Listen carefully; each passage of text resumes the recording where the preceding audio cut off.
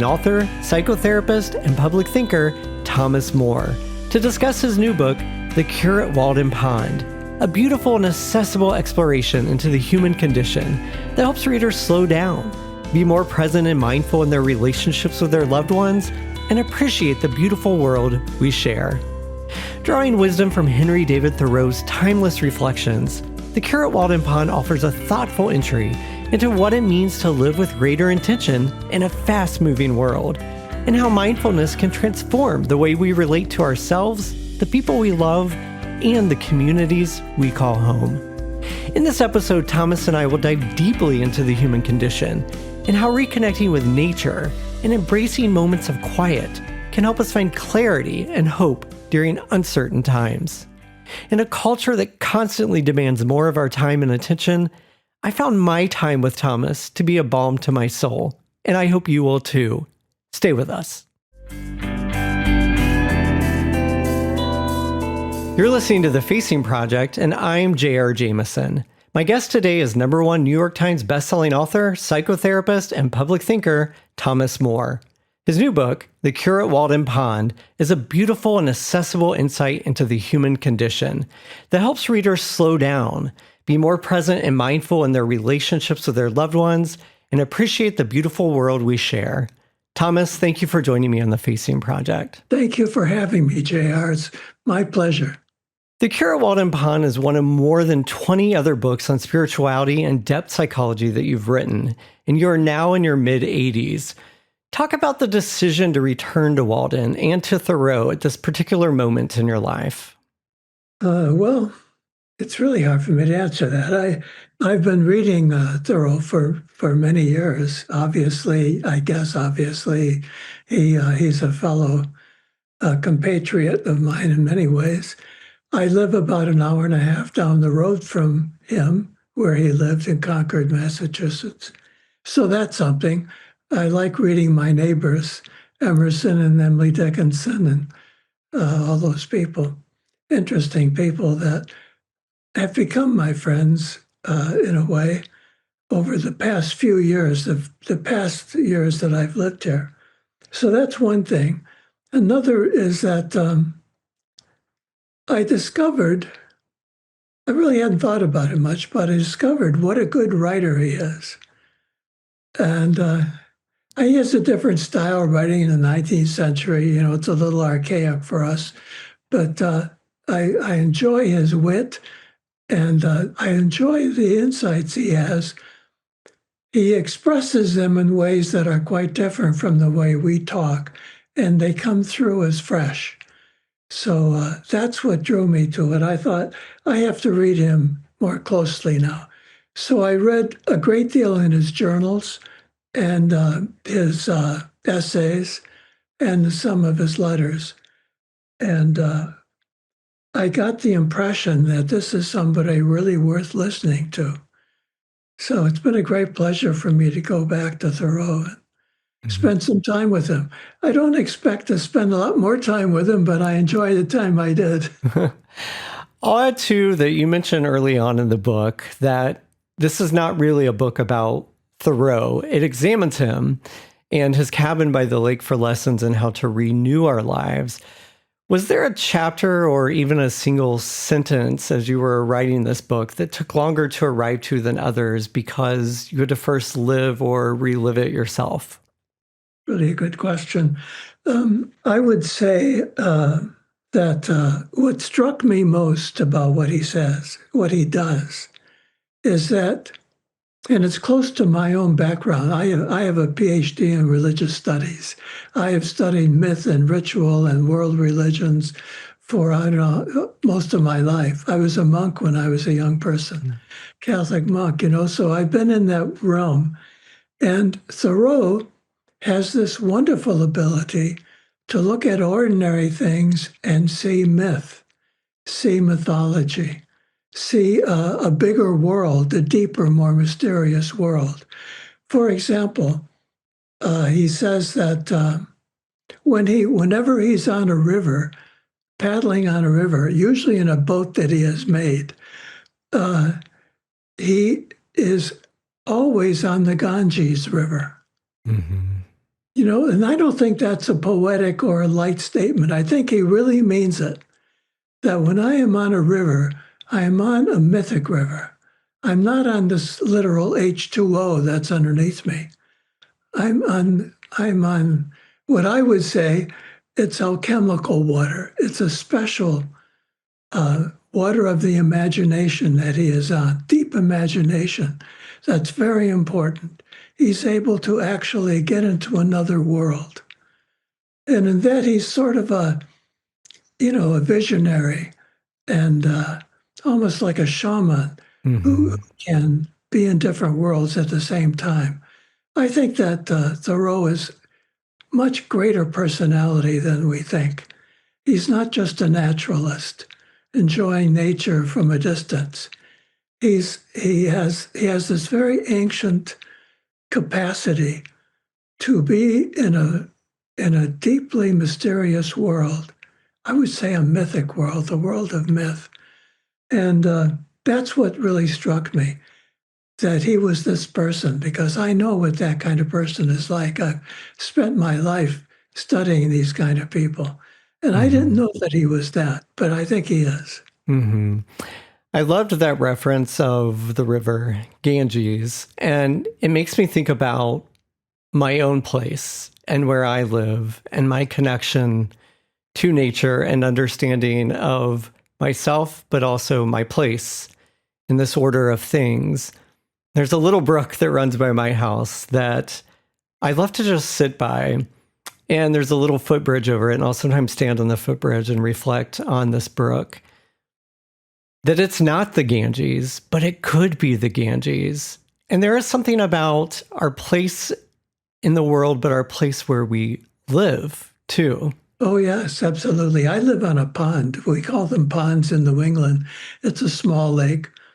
If it's less than, I think it's 20 feet deep, it's called a pond, and like Walden Pond. And I live on a pond that's about a mile long. And the room where I write looks out on the pond. So it was very easy for me to imagine Walden Pond right in front of me as I wrote this book. Because the pond I live on is really the very same thing that Thoreau found and that at that lake, that body of water in Massachusetts. I live in New Hampshire, not too far away. But I think it's the same thing.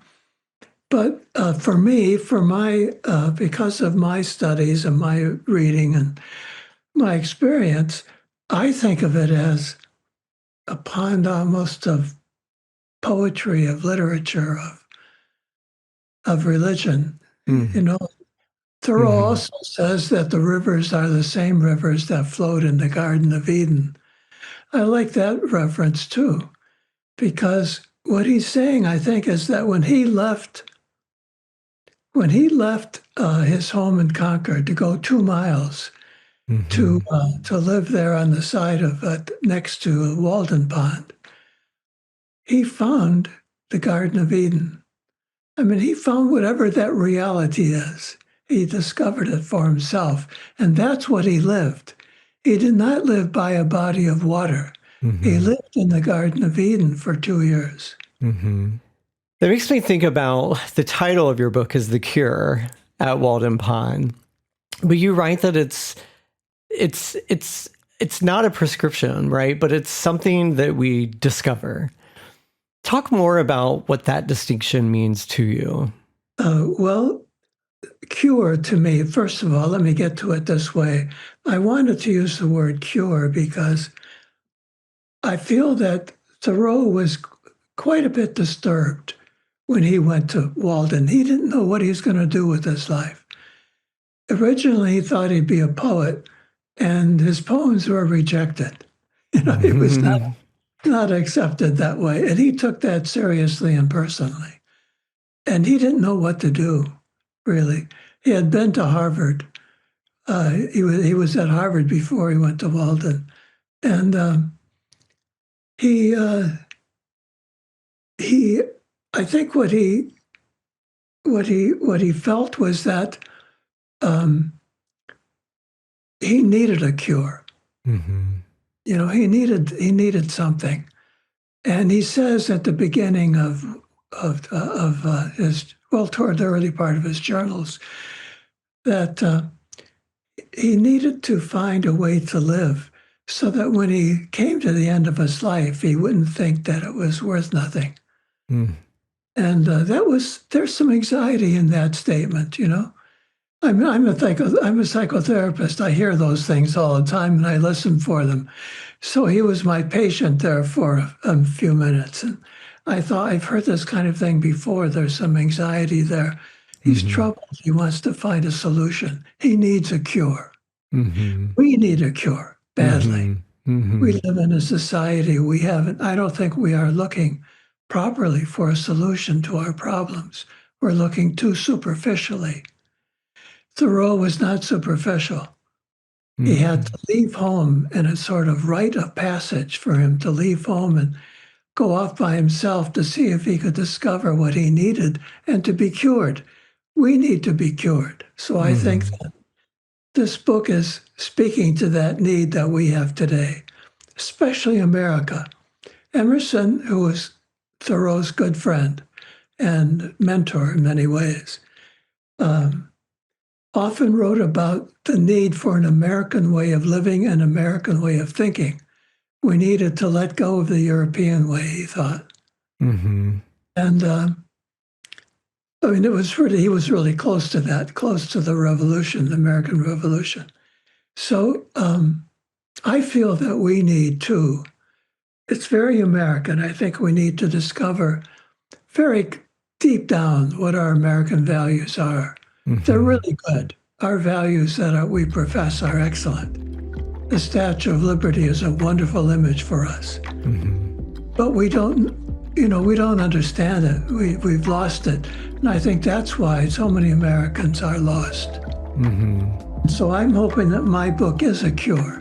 Mm-hmm. It fits in with my life as a therapist and with my other books, which are about curing. Mm-hmm.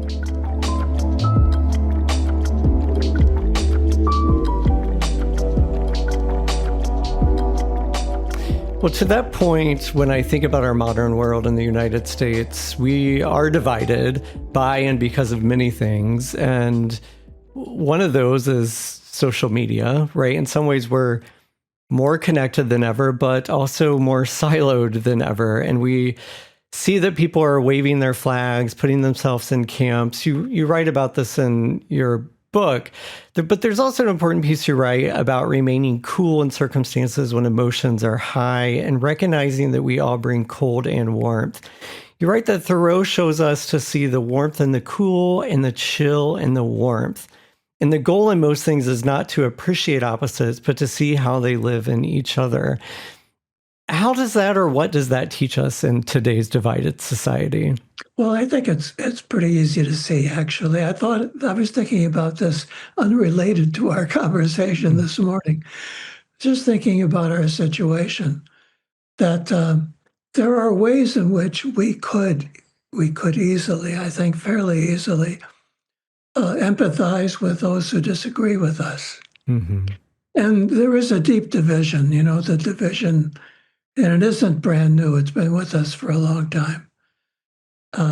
And sometimes it's a religious difference. I've had a lot of people tell me that it's hard for them to go visit their families because of the religious differences and spiritual differences they have, aside from many political issues.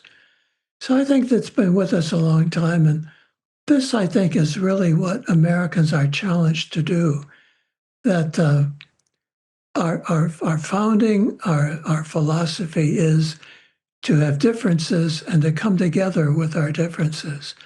Now, what that means, I think, means that we don't expect to agree with each other, but we do try to understand where the other person is coming from and what their deeper issues are, their deeper feelings.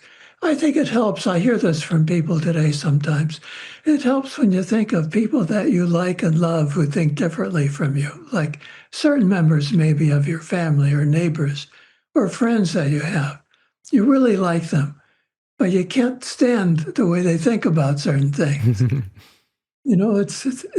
I think that in that situation, it's very important to emphasize where your friendship is and where your family feelings are, and hold them, be with them, and help that lead you to understand that even though you have different ways of thinking politically or spiritually, religiously, that the ground really is union rather than separation.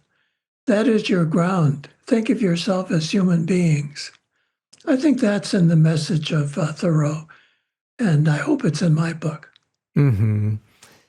It makes me think of, too often we don't think of people as stories, but people are stories. Can you talk more about how you think stories and perhaps places like Walden Pond will help recover empathy in a divided world? Well, Thoreau is, if anything else, he's a great story. He's a person in his own story. He's a character in Walden Pond. He's not just the author, he's a character. He's the one who goes through this experience. He leaves, oddly, he leaves home. There's someone like, maybe in the old days, people went into the desert, to get away and find themselves, or they go, they cross the world. A lot of people do things like that. He went 2 miles in walking distance of his house. So what he did was not a literal separation. It was a deep internal separation that he made. His act was a ritual act. It wasn't a literal act, because his mother and sister used to come several times a week and bring food to him at his cabin by the lake. I mean, that's not going off into the desert. That's not making, a strong, wild retreat away from civilization. It's an act. It's an act that says something, but is not to be taken too literally. So I think he's a character, and his story is very interesting that way. If you take his life as a story, I think it makes it more accessible to you, the reader, too, that you could more easily be like Thoreau. You don't have to imitate him literally. You don't have to do anything heroic. In fact, just the opposite. If you're heroic about it, you're not Thoreau. He was not a hero. People laughed at him. People thought he was silly going off, going 2 miles to be by himself. They saw him come into town almost every day. And they said, what is he doing? He's pretending to be a hermit when he's not really a hermit. For them, it was a joke. For him, it was a ritual act. And he said over and over again, he used that idea of ritual. He says that when he goes for a swim in the pond, when he rises early in the morning, when he eats small meals, those are sacraments to him. That's the word he uses. Those are sacraments. Now, that word is big in my Catholic background, sacrament. It's an act you do that is symbolic. It's not meant to be a big, literal, heroic act. It's a simple thing you do. It's not so big. You eat fish on Fridays. That's when I grew up. We eat fish on Fridays. Is that supposed to be a great deprivation? It wasn't. We enjoyed fish on Friday. It was part of life. So it wasn't that heroic sacrifice. It's an action that speaks to the heart rather than to the world itself, and it can change you. So I think that's what we have to learn about him, that he is a story, and what he does is more story-like than heroic.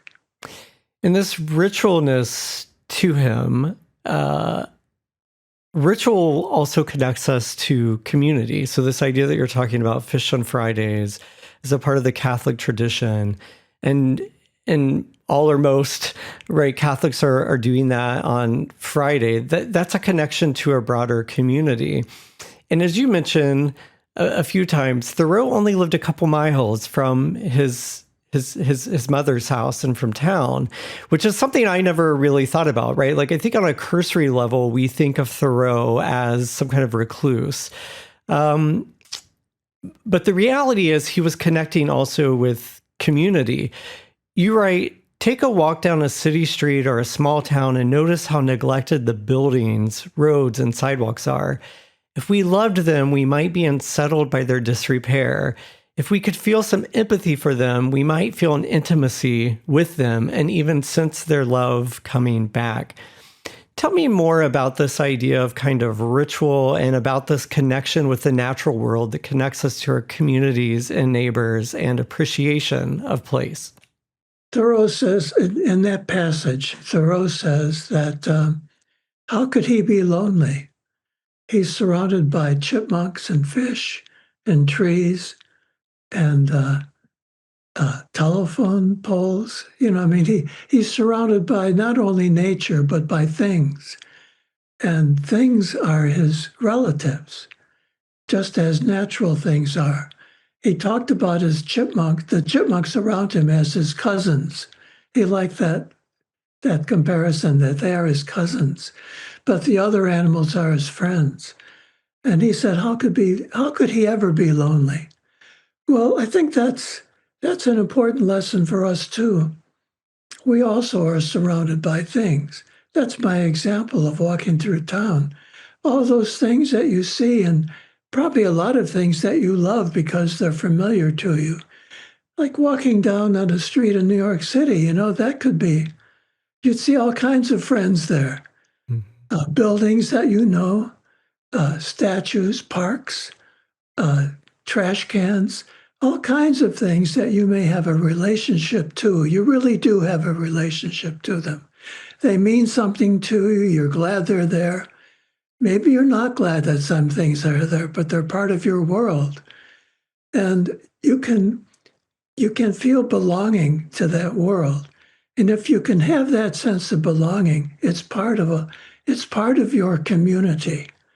And I think if you have that, it could work both ways. But if you have that, you can also more deeply appreciate the people in your life and the communities of which you are a part.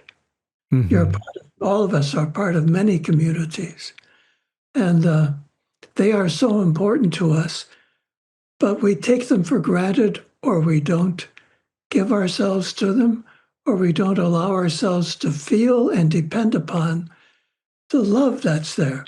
And I would say with Thoreau that, although it sounds a little odd, that things can love us too.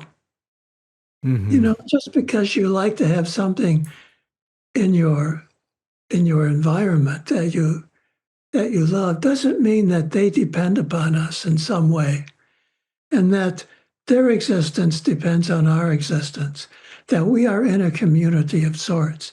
And in a certain way, the way things do it, they can love us. Mm-hmm. You have to have maybe an odd imagination and maybe a mystical sense of things to be able to say that. But I wish that we could say that. I can't be lonely because I have all these things that love me. Mm-hmm. We have a relationship. What I love about that notion is that the natural world is teaching us empathy. I think about during the pandemic how I slowed my life and became intentional. And I still try to live that way. And I notice every morning, 2 little squirrels who live in the oak tree in my backyard, they come down at the exact same time every morning. They chase each other around the yard. They're trying to find what little crumbs are left under the bird feeder. Eventually the birds come out. A little chipmunk comes out from the shed. He or she lives under there and comes out too and tries to find what little things are there. And it's that noticing, right? That connection to the depth of the earth, noticing the tree, but also the insects and the birds and the sounds of each, all mixed with the wind. It's taught me to walk and be more gentle and better understand the world that's around me. And as you mentioned, that same kind of noticing then lends itself to human and to broader community. What do you think the world would look like if we all practiced this type of noticing in depth? Would we become kinder? Would there inevitably be outliers? What do you say to that? Well, in community and relationship, even communities are special to us, to our temperament, to our history, to the things we want in life. So you don't want to be a member of every community that comes along. I don't want to join. There are all kinds of communities I don't want to join. Mm-hmm. But there are many that I really appreciate, that I want to, for various reasons, to be part of, or some that life has invited me to be part of. For me, like Thoreau, he has an essay or some words about a branch, a willow branch fluttering over a brook. And as that's the way we ought to live, that we should let the wind show us what we should do and how to move. I think in that sense, we should let the wind take us to the community we want to belong to. We should let life reveal to us the people that we need in our lives. You can't just make that a plan. You can't make it rational and figure it all out and put it all on some sort of grid. I think what we have to do is live our lives as a response to the invitations that are around us. To me, that's the core of religion. Religion means to respond to rather than to create, rather than to make. It means to respond to. And you say yes when you're invited to do something.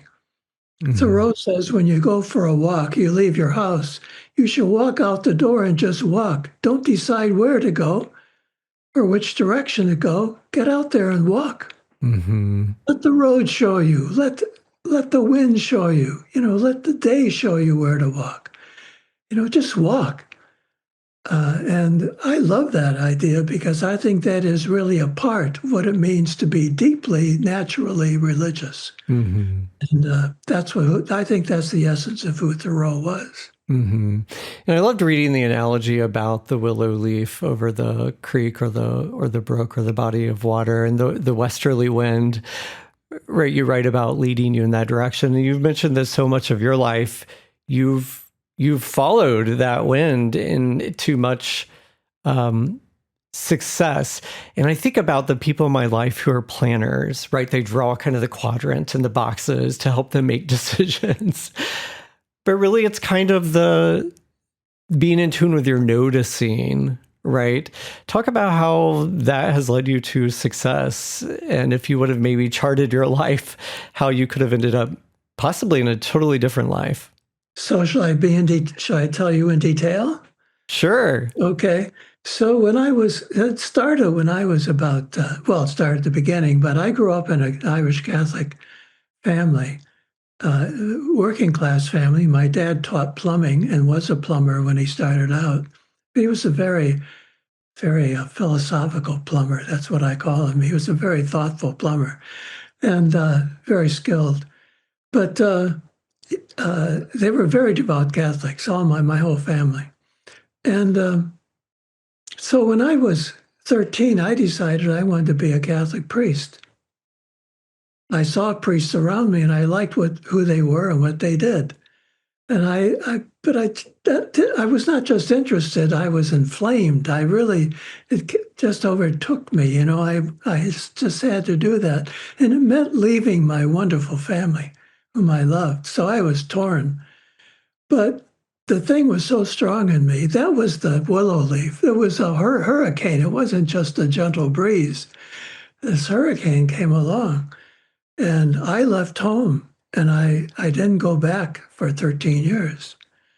I was 13 years in a Catholic monastery, and I loved it. I have to say I loved that life.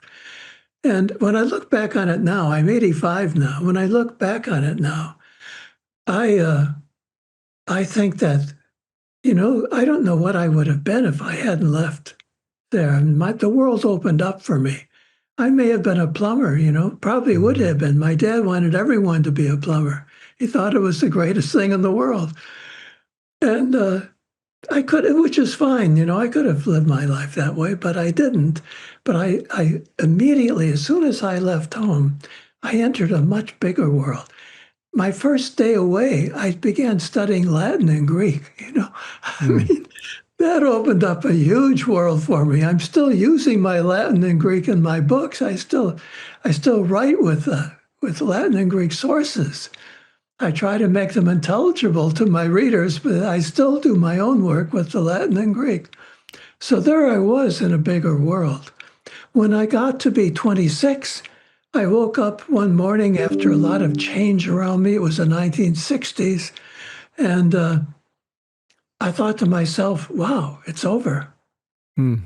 This is over. And I was shocked because I thought I'd do this all my life. But I knew in that morning it was over. I went to talk to the man in charge, the priest in charge, and I said, I can't do this anymore. He said, oh, you ought to take a year, and sort it out. I said, no, this morning it occurred to me. I mean, the same thing that got me into this, struck by lightning, sort of, it struck again today, and it's over. Wow. And so I left. And they gave me $300, to make a living. I didn't know what to do. I needed to make a living, support myself, get out there in the world. I hadn't been in the world. I didn't know how to do it. So I did that. And I didn't, I eventually, I don't want to go into all the details, but one other big thing happened to me. I became a university professor, which was wonderful. I loved teaching at a university. I was teaching religious studies and psychology, my courses combined, and I loved it. And I did it for about 8 years. And I thought everyone loved it. I thought I was in a good position there to spend my life at it. And one day the head of my department called me in and said, Tom, we had to fire you. We had to let you go. And he wouldn't tell me why. They had a meeting. He wouldn't tell me why. I had a pretty good idea. But so there I was. He said, well, you can apply it. You can go and complain to the higher ups about this. And I said, oh no, I heard you. You told me. I know I've heard this before. It's time for me to change. So I changed. That was the third big step for me to make a change. Based on, that time based on the voice of my friend and the chair of the department I was in. And I took that as the voice of the angel Gabriel saying, I'm telling you, your life is going to change now. So I did that. And then there were smaller ways I did it, but I would be in I don't know what I would be if I didn't follow those indications. And I think too often in the modern world, or maybe over time, I would argue that in the modern world, I feel like it's becoming more acceptable or the norm where people aren't leaning into those kind of, what you write in the book, swamps and ravines, right?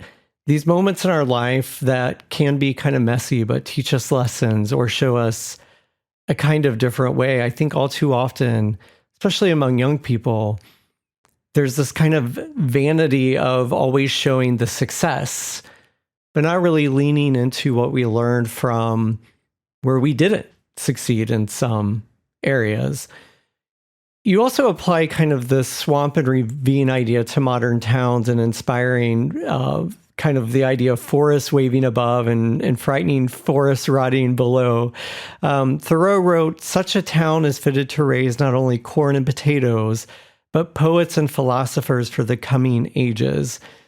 Later in what I considered connected is your chapter, A Village, a University, and this idea that any town or city could become a place of learning by bringing in speakers and artists, not just to colleges and universities, but to town centers where everyone has access to beauty and knowledge and different ways of learning and understanding.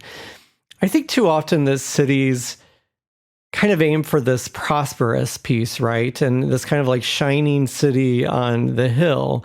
And unfortunately, when they do that and they think about their economy, they leave behind artists and deep thinkers, which I would argue, and I think you would too, are a crucial part of ecology of place.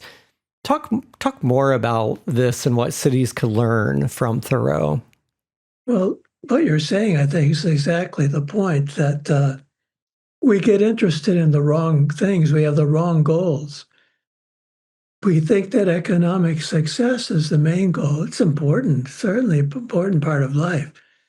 But actually, I would say that what the poets and philosophers can give us is more important, really more important. You can have a lot of money, you can have a lot of success and power and prestige, but you can be depressed, you can have a terrible history of bad marriages, you can have children that are acting out all over the place.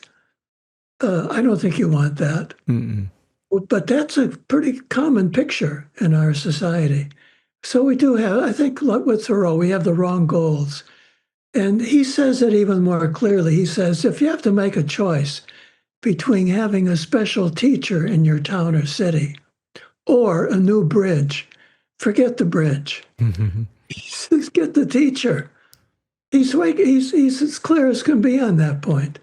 So he's telling us, don't just do the practical thing that's going to make life a little easier physically, more convenient. He says, go for the thing that really makes your people into real people who can reflect and think, take their lives seriously, and deal with their problems. I think if we could have that kind of education in our cities, we wouldn't need psychotherapists like me. And then pick up the pieces. That would really solve a lot of problems.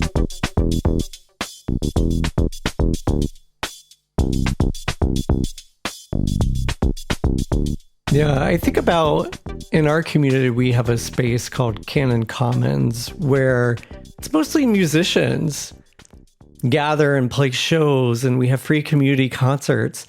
But this got me started. I started thinking about what if we actually had free public lectures in the community in this space as well, like a lecture series that I think as a college town, or we're partially a college town here where I'm at, too often we rely on the university to do that, and it's open to the public, but really it's university people and people who are adjacent to university people who are going to these lectures, and not really the community in a way that feels free and accessible. And this made me think, what if we had more of these spaces and communities where these kinds of talks and lectures could happen? Would people go?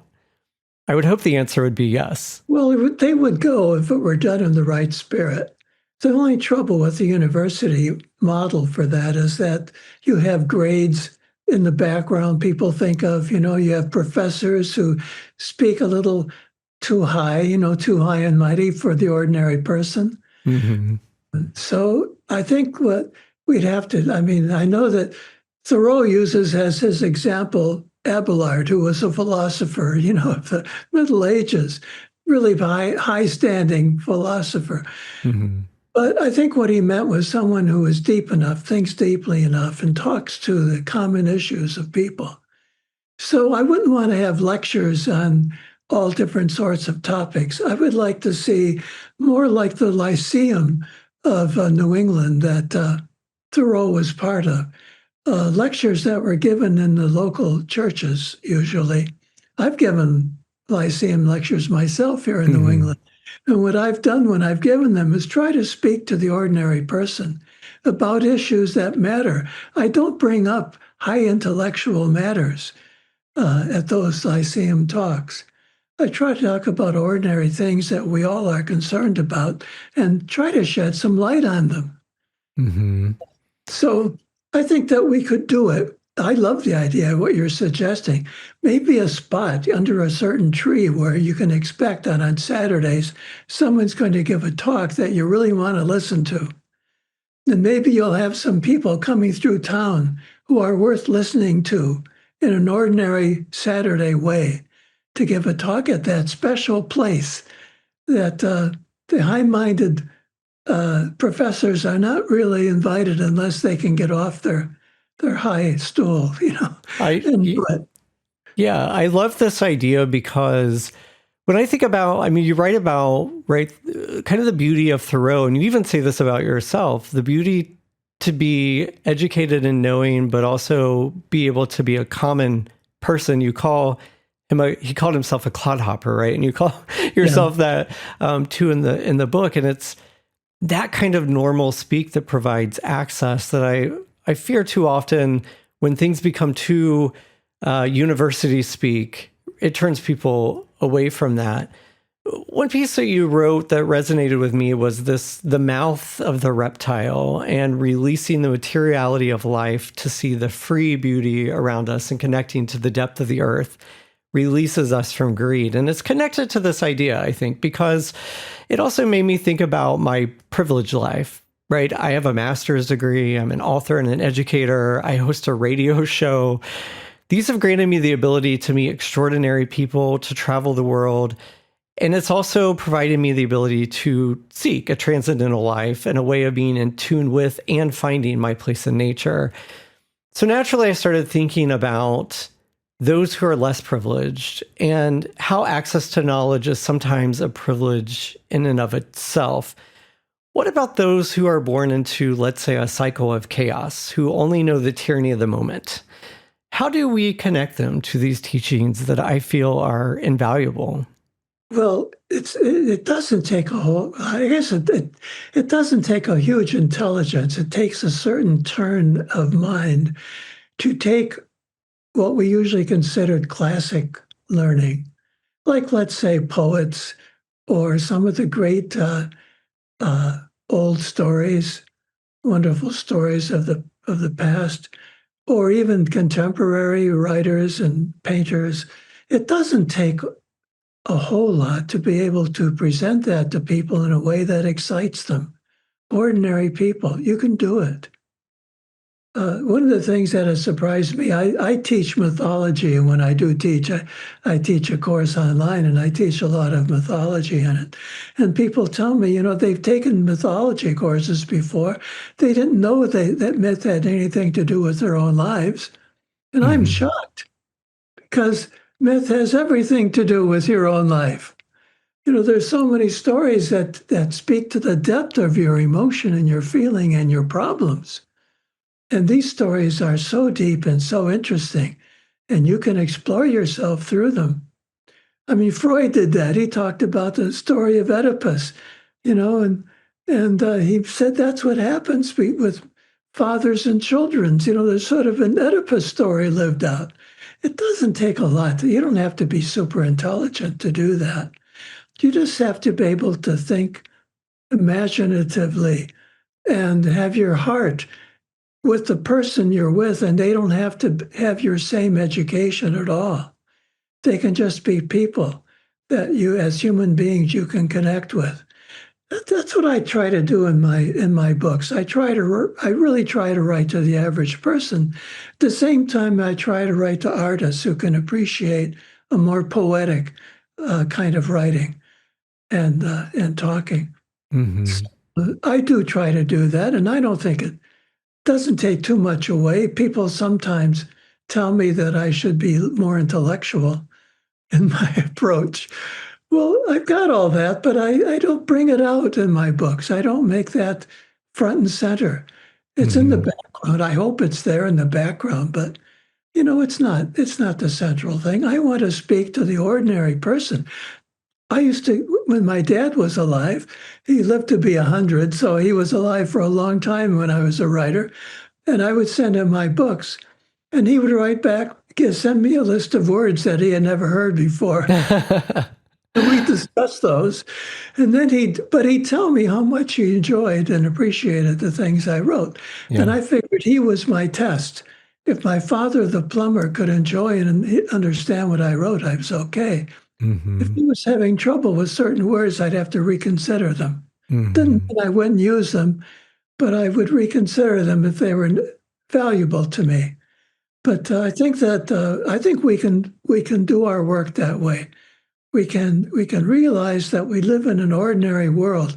I like to use the word in this book about Thoreau, vernacular. I think he was a vernacular liver, a writer. He could write about the world he lived in. In that sense, he was vernacular, the language of his own time and place, not the language of some remote, high-minded, school somewhere. The language of where he lives, that's what vernacular means. And so he was a very vernacular person. I try to be a vernacular writer. Anyone can be vernacular standing there in your beautiful park where people will listen to someone who has something to say in ordinary language, but beautiful language, and maybe uplifting.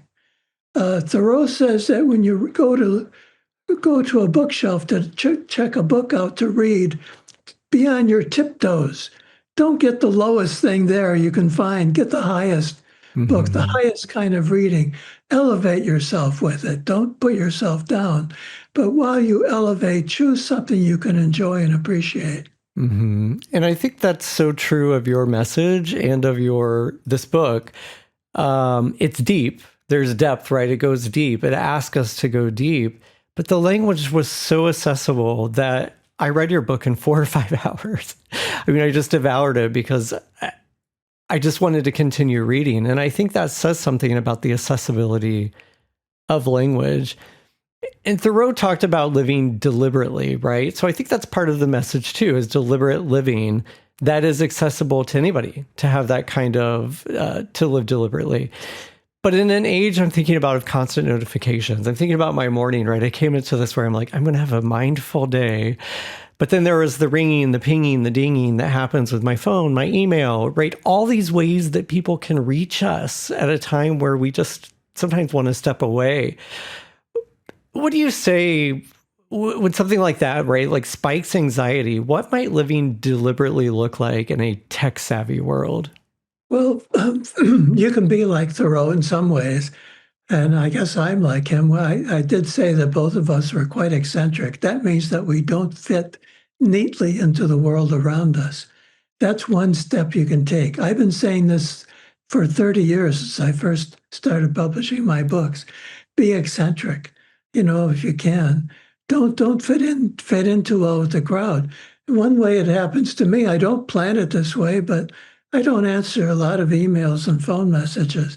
People are always complaining to me that I haven't got their message or I haven't got their phone call or something.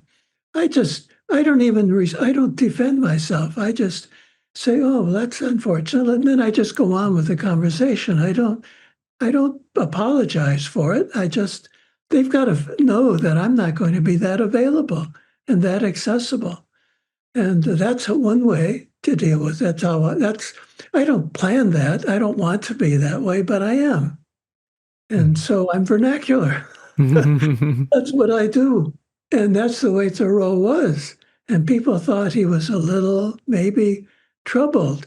A lot of today people write articles saying that he was on the spectrum, that he was really he had some problem somewhere. Well, they say that about Emily Dickinson too, that she was a recluse. There was something wrong with her. What if that was her genius? What if that was very genius, the thing that guided Thoreau, that made him who he was? And I think the fact is, by the way, when I say that many times, the things that are considered our weaknesses and our problems, psychological problems, are our genius, shaping us into the vernacular person we can be, the individual we are. So I would say be willing to be more vernacular, more eccentric, more unusual, not part of the crowd. That would be step one toward it. Be a good step into that freedom. Yeah. And I think about if I want to get any of my own writing done, or when I want to go into nature and go in depth with nature, I can't have my technology with me. So I hide my phone in the other room. And so that's a deliberate thing that I've started to do. And if people are trying to call me or text me or send me an email, they're just going to have to wait. So I think that's very good advice, to allow ourselves the space to do that and not ask for permission to do that, because it's a way of being. As I've walked my own journey of living a transcendental life and finding deeper connection and meaning to the earth and the universe, meditation has played an important part in that process for me. You write about meditation versus contemplation, and that meditation teaches us to sit in silence, while contemplation allows us to get closer to nature. And that was sort of an aha moment for me when I was reading your book. Talk more about this concept. Well, first of all, I want to say that I love meditating and I'm a pretty good meditator. I started meditating when I was 13. When I entered that monastery, I probably had meditation an hour a day or an hour and a half a day, which for a 13-year-old is pretty good. And then as the time progressed, I did more and more meditation and really appreciated it and liked it. I still can do it when I'm in a situation where people are meditating. I can get into that easily. I zone out within seconds. I'm used to it. I have a muscle for that. But I also see limitations in that kind of meditating. And I don't mean to be critical here. This is me. I'm talking about my discovery for myself. I'm not telling anyone else they should do what I do. But I find a difference. To me, to contemplate means to be somewhere, someplace, looking, my eyes open. When I call it sometimes soul meditating as opposed to spirit meditating. It's a deeper, more embedded in life kind of meditating. So I tell people I'll tell people that are listening to me give a talk somewhere, I say, let's take a few minutes of soul meditating. Now, I'd like you to listen to all the sounds you hear while you're meditating. All the sounds in the room, really listen to them. Hear them like music. And open your eyes and see where you are if you're inclined. If you want to close your eyes, that's okay, but open them sometimes to see where you are and see the world you're in and contemplate that world and get to know it where you are. Know where you are. Be somewhere. Don't be nowhere. Don't be up there somewhere flying by your wings in the ethers. Be where you are in the world you're in. And that's a kind of contemplating. I sometimes call it that because I think it's more watching and looking and listening and being in that world, but in a way that you go deep into it and you become absorbed in it and you lose yourself in it. Losing yourself is part of meditating and contemplating. And you lose yourself by being in it instead of being away from it. If someone has never read Thoreau and has never visited Walden Pond, what do you hope they'll understand by the time they finish your book? I would like them to, it's a funny way of talking. I really don't want anybody to think anything, it's there, you do what you do. But I would like someone to say that they found a new way that they haven't seen before. They discovered some new little techniques and ways of phrasing things that they hadn't heard of before. Something fresh about living deliberately, living with more awareness, living with more engagement and commitment to the world in which you are, to really be in it instead of playing around with it and being half in and half out. If you really live your life and live the life that's given to you, not the one that somebody told you should live. Nobody should tell you how to live. You live your own life. Don't live Thoreau's life. Live your life. I tell people, don't do what Thoreau did and play a flute by a stream because you're going to be like Thoreau. Don't do that. Go into a city and be on a subway and find yourself there. If that's what speaks to you, whatever it speaks to you, do that. But do it in that Thoreauvian way, where you are yourself, you're eccentric, you're vernacular, you're poetic, and you find a way to express yourself where your thinking and inner life is connected to your outer world. And you're following the westerly wind, right? And you're following the westerly wind. That's an important thing. It's the westerly wind. That's in art. The history of art, you see the wind sometimes being shown. It's the west wind that blows things in. And that's what Thoreau paid attention to. Thomas More, #1 New York Times bestselling author, psychotherapist, and public thinker, and author of the new book, The Cure at Walden Pond. Thank you for joining me on the Feasting Project. It's been a great pleasure, JR. I would love to talk to you again sometime. I think we have left a few things unsaid. Absolutely. I wish we had more time together. The Cure at Walden Pond is out now everywhere books are borrowed and sold. Learn more about Thomas More at thomasmoresoul.com.